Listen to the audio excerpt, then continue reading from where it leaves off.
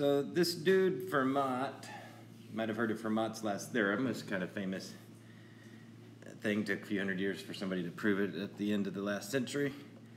But he also thought about this principle of least time, which led to a thing called Snell's law, which is the rule about the refraction of light. So if you've ever stuck your foot in a pool or a stick in a stream, you've seen that it looks like something's bent. And so light takes a different path through different materials. And so this principle that Fermat came up with, and he just makes the statement, light always takes the path length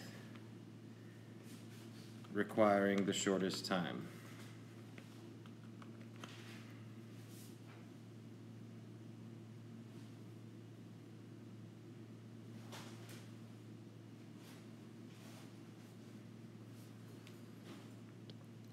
And he noticed this. He was around in 1650 AD, would have been his time frame. And he probably observed things like putting a stick in the water and stuff like that, and he just thought it through. Not much was known about light at that time, but he was ahead of things. So remember, path length, that's going to be a change in position, and obviously time is going to be a delta t, so we'll be pulling in some very basic concepts to something that may not seem as basic as we'd like. So let's just imagine a situation where here's the beach line. So you're at the beach with your family, and say the water's out here, and your kid brother's out in the water struggling, okay? And you're over here at point A, and your kid brother, sister, whatever, is over here at point B. And so you have, here's the sand, and there's the water. So it's not the case, the shortest distance between 2 points is a straight line, but the shortest time between 2 points is not a straight line, okay? And we know that in everyday life. If there's a mountain in the way, we take a road around the mountain, and that's faster than climbing over the mountain, all right? And so it's easier to run along the beach than it is to run through the water. So you want to minimize. In reality, you'd end up taking you'd come over to some place like maybe some point not exactly in between the perpendiculars to A and B, but you'd pick some point like that, and you'd take a straight line path there, and then you'd go in the water, so you spend less time in the water. All right? And so I'm going to redraw that line. That's almost better. And so here's this physical situation. So instead of sand and water, so it's just the idea, all right, of physically you would do the same thing in this kind of situation, and if I change the sand and I say it's air, and instead of me trying to catch my baby brother by going from sand to water, this is going to be a light beam coming through the air like they normally do and hitting the water. And so we already know that when something's in the water, I see it, it looks like it's bent. That means the light was bent. There's no other explanation. If I see that it's bent, then light is bouncing off in a way that makes me see that. So this situation is a nice situation because now we're dealing with some right triangles. So we have this vertical here, we could call that A. This vertical here, we could call that B. We could call this length here X. And we'll call this other distance K minus X, meaning that this this whole length here, we would call that K maybe, okay? So just that whole length, we'll call that K. It's as good as any other letter. We could call this angle here alpha, since it's with A, and we could call this angle here beta, since it's with B. Might as well. And so now we have, since we built two right triangles, we have a way to start mathematizing the situation and see what it delivers us. There was a famous dude named Wittgenstein, and he is famous for a number of things, including some musings about the uncanny effectiveness of mathematics to describe the real world. Keeps delivering some pretty awesome things for us. So let's get at some math. So let's just do the sine of alpha. We'll pay attention to that top angle. And the sine is just going to be x over what we'll call, we can call this length 1 up here. This will be length 1 for the light beam. We'll call that length 2 for the light beam.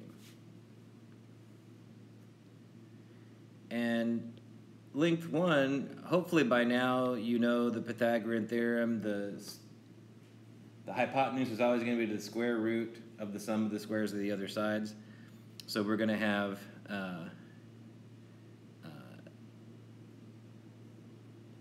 a squared plus x squared, square root of that. Let me rewrite that. Oops, went too far. X over the square root of a squared plus x squared. All right, so we have that going for us. What about the sine of beta? Well, that's going to be k minus x, the whole horizontal length that the light travels.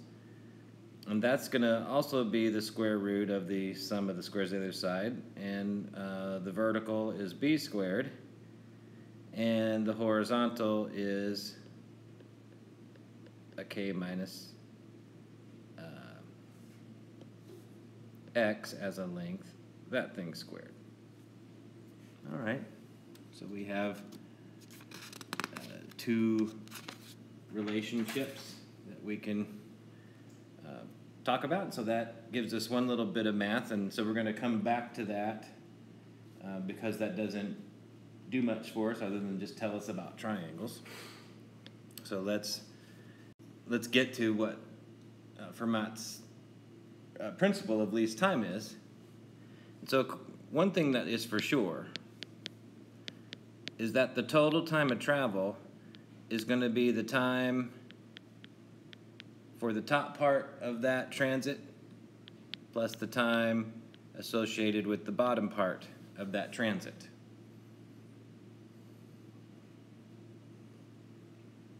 All right? So, or the top length, the time it takes to go through length 1 plus the time it takes to go through length 2. Sort of a no-brainer. And since we know that distance equals rate times time, okay, you know, d equals, you know, vt, we can immediately say, just instead of time, we just d over v. So I could have the distance for the top relative to the time for the top plus the distance for the bottom relative to the time for the bottom. And really, you know, this is just our first zeroth law. okay? It's just what we studied in first semester. It's really all we're doing.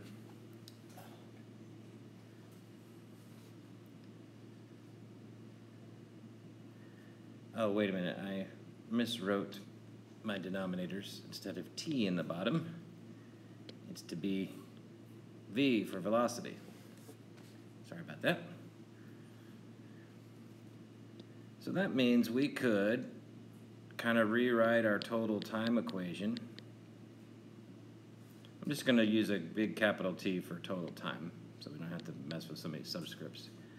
So we'll have d top over v1, because remember it was linked 1, so we'll call this v1 plus distance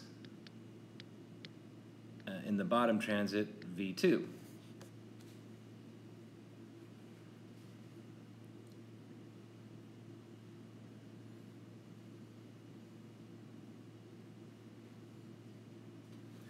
Now,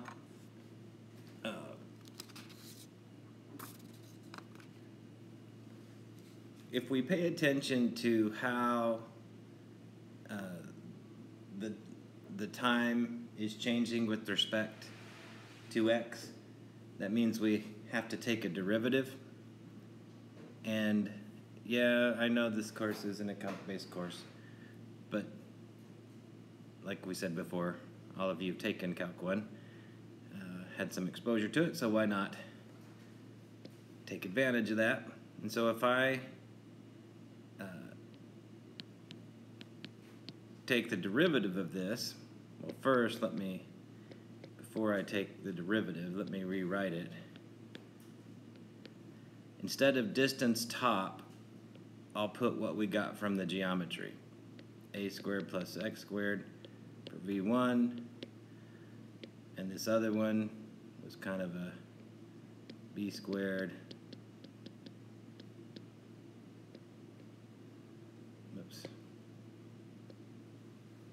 And so now if I were to take the derivative of this with respect to x, all right, or pay attention to the rate of change of this function with respect to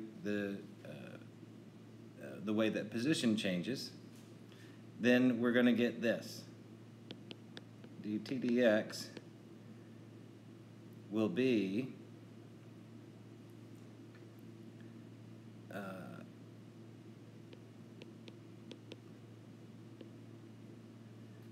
this is the way we'd write it out. So I'm just going to convert it to the form that allows us to apply the derivative rule instead of square root symbols.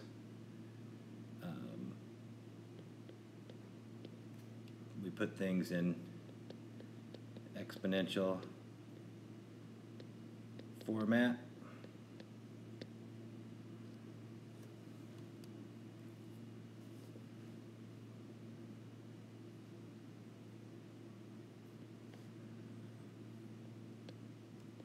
And if I minimize the function,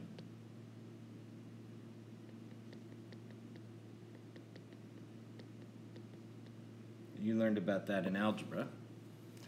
I do that by setting it equal to 0. You even learned that in algebra before it got applied in calculus. So, if we go through the motions here, and this isn't super important for this course, so you could wait for the big reveal at the end here. But this is just applying the derivative to these functions, chain rule, etc.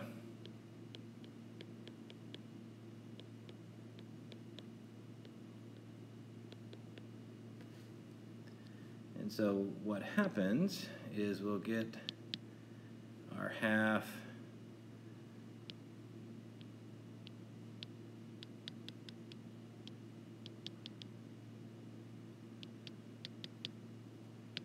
these parts will just end up equaling one another because of this negative sign over here.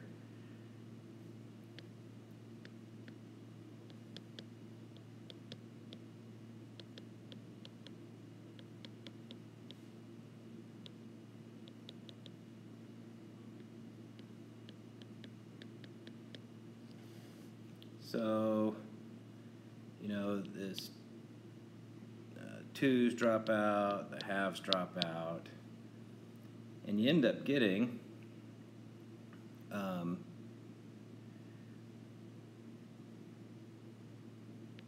x over v1 times the square root of a squared plus x squared equals k minus x over v2 times b squared plus k minus x squared. Now, if I wanted to, I could have just gone straight from the thing before we did the derivative and said, this is the function that describes the way that time is changing with respect to x. Right? So, if you wanted to, you could have just skipped all that and just wrote this. But what I want to point out is that this part of the puzzle is just sine alpha.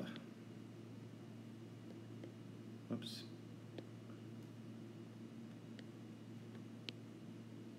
That is sine alpha.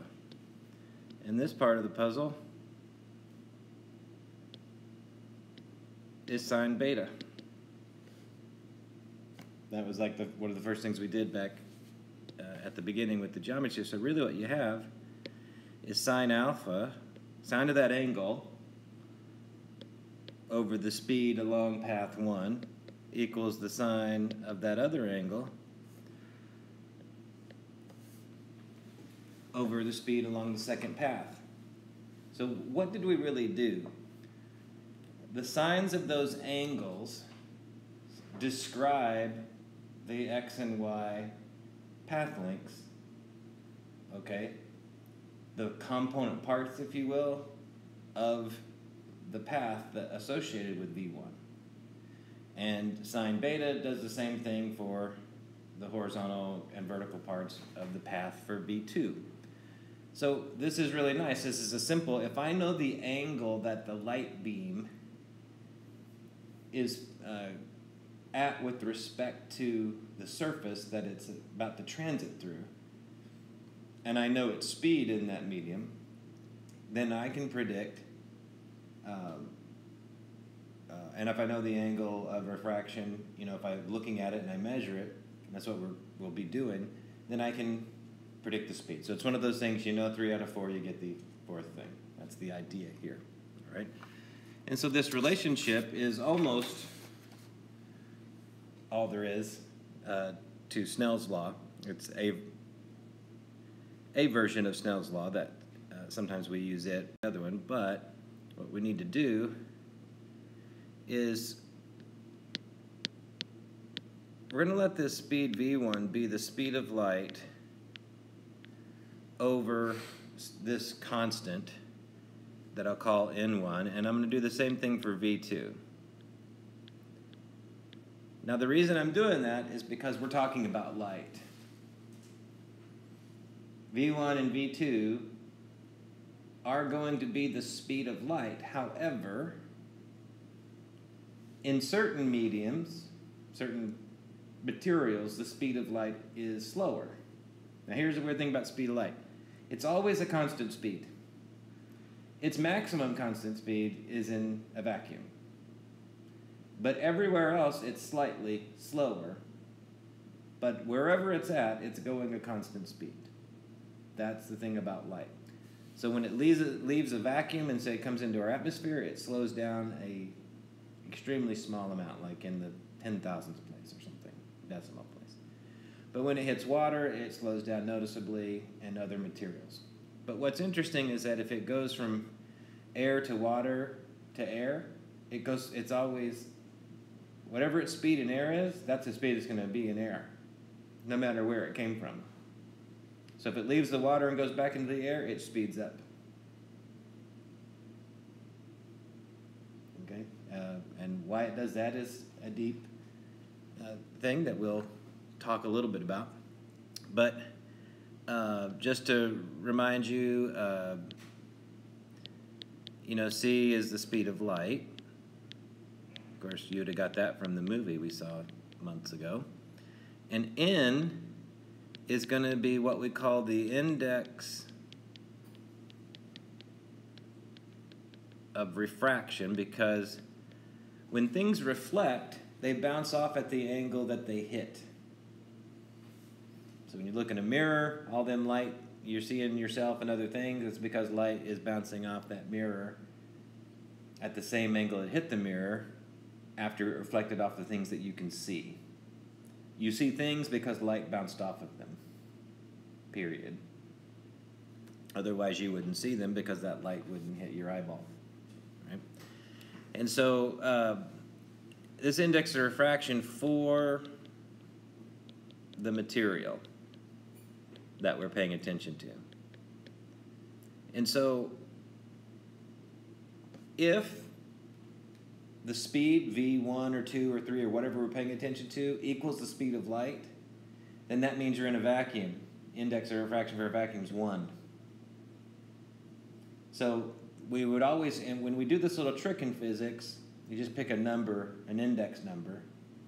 It has no units. With that, we always make that 1 for the situation where it's at a maximum. So since light has a maximum speed in space, or a vacuum, the index of refraction for a vacuum is 1. And so if it was 1, then your speed is the speed of light, the maximum speed of light in a vacuum. And that's what c is. C is the speed of light in a vacuum. It's not the speed of light anywhere you want it to be. It's the speed of light in a vacuum. Right?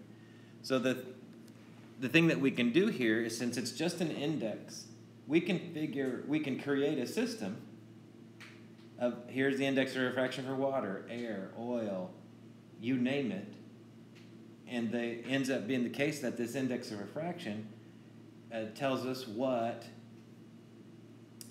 the speed of light's going to do in that material, because it's going to end up being the speed of light at its maximum divided by the speed that it's at.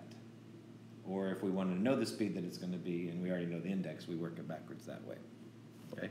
So here's I'll put a little short blurb here that summarizes what I've been saying. Since different materials influence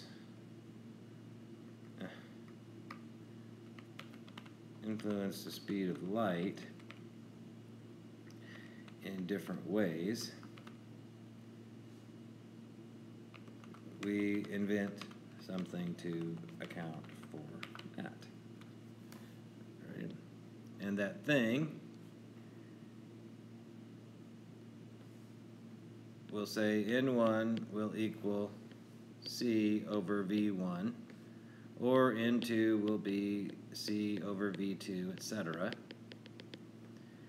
And what this is saying is, what fraction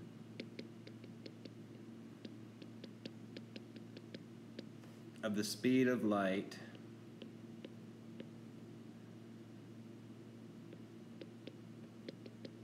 at its maximum in a vacuum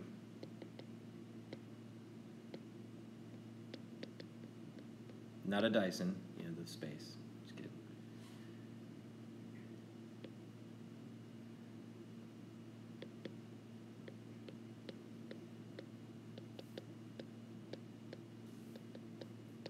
So those equations, which you'll find in your book, every physics book has the same story, just prettier or less pretty pictures, all right? Different examples, some of the same examples. That this equation has, it's asking a question, making a statement, if you will, and it's saying what fraction of the speed of light, forgot to put that in there, at its maximum, which is in a vacuum, is its speed here in material N, or N sub 1, or N sub air, N sub water, N sub oil, whatever we wanted it to be. All right? So N is just a number. that allows us to create an index, and an index always has a baseline. And in science, typically, if you let n equal 1, that's your maximum. Okay? Could be your minimum, I guess, depending on the situation. So to wrap this up, we were able to boil it down to sine alpha over V1 equals sine beta over V2, but we just found out that V1 is C over N1 in this index invention, and sine beta we found out, or with V2 rather, that that's C over N2. So the C's drop out and you really just get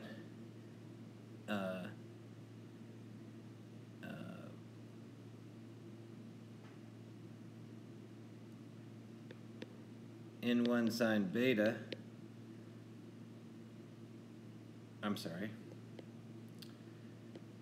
N1 sine alpha equals N2 sine beta. This is Snell's law.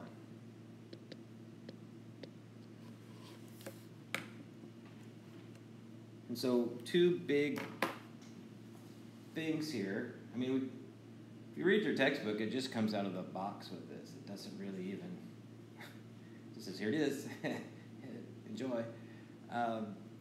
It comes from Fermat's principle of least time. Now, the principle of least time, you don't even need to come to college to understand that that situation. That there are certain paths, the longer path is sometimes the quicker path. Okay? You do that all the time when you're driving.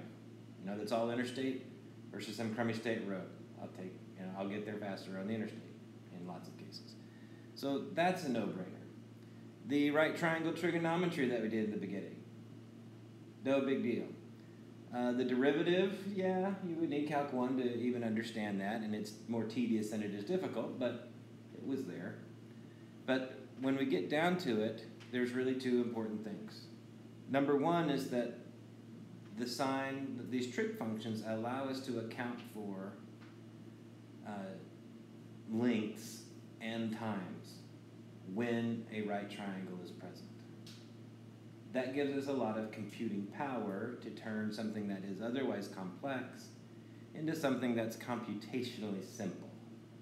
But when you look at the sine of an angle or whatever, it's not obvious how much water it's carrying. But it does carry a lot of water for us. And then this index business, you know, that's a scientific method. We do this kind of thing all the time. It's a learned skill. You are exposed to it a dozen times as an undergrad, but you rarely ever take the time to do it. You just end up using it. But this constant, this index of refraction, is carrying a humongous amount of weight in that it is accounting for the speed of light. And the fact that the speed of light changes depending on what it goes through. But because we know that speed of light has a maximum value, it can be indexed. And that's what this index does for us.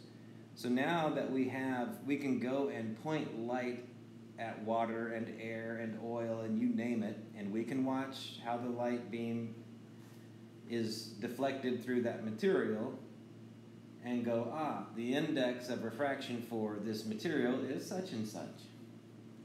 And therefore the speed of light through that material is such and such. It's going to be some, sine ratios and stuff like that. So that's Snell's law. We'll have some problems to do where you plug and chug and figure out what the angle is going to be, what's it going to bend at, what's its speed, et cetera, et cetera. Now,